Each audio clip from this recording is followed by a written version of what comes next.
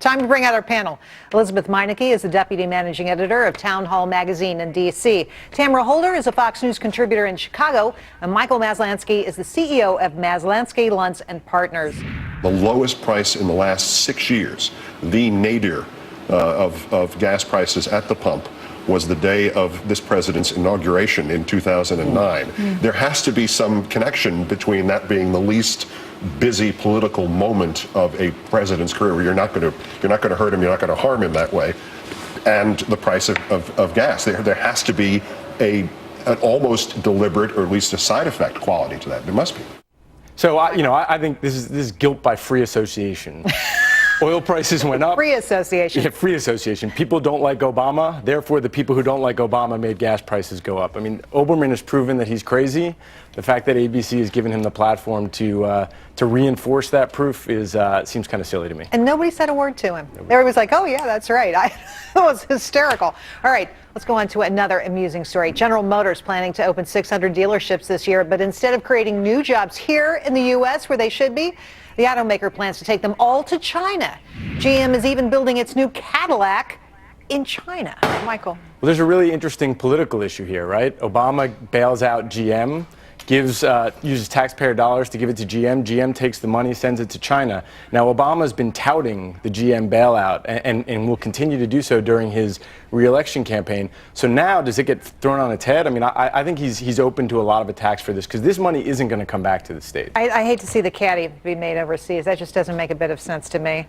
Let's talk politics. Florida Senator Marco Rubio and former Florida Governor Jeb Bush endorsing each other for Romney's running mate. Rubio saying he'd turn down an offer and Jeb would, quote, be a fantastic vice president instead. Elisabeth, what do you say?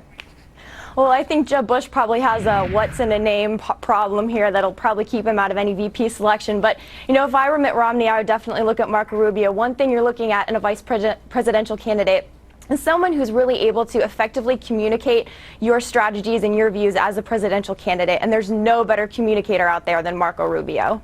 I don't think Bush is that bad of a choice. What do you say? No, he's a good choice. But I think the first rule of VP Club is never let on that you want to be the VP. And so there must be. This is all about lowering expectations, because you never want to be made to seem like you want it. I think they're both going through this game. I think they would both consider it seriously. I think when Rubio says that he wouldn't consider it, he'd turn it down. That's something that he'll walk back. Is that a stinky lie? It might be a Tamara. What do you say?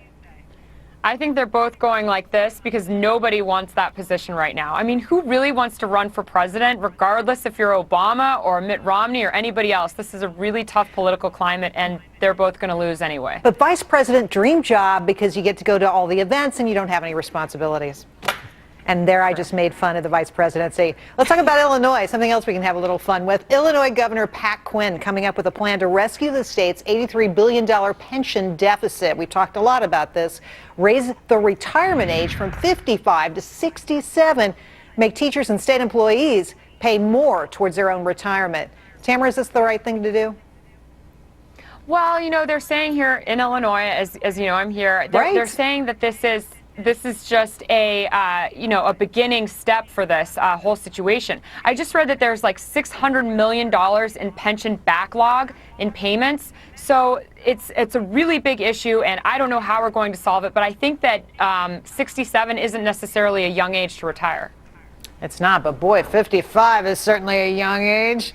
Yeah, I would say if I'm the governor, I would talk to the rest of the taxpayers and say, look, we're in an environment now where most people don't get to retire when they're 55. A lot of them don't get to retire when they're 67. And those are the people that are paying the retirement benefits for the state, teachers, and other employees.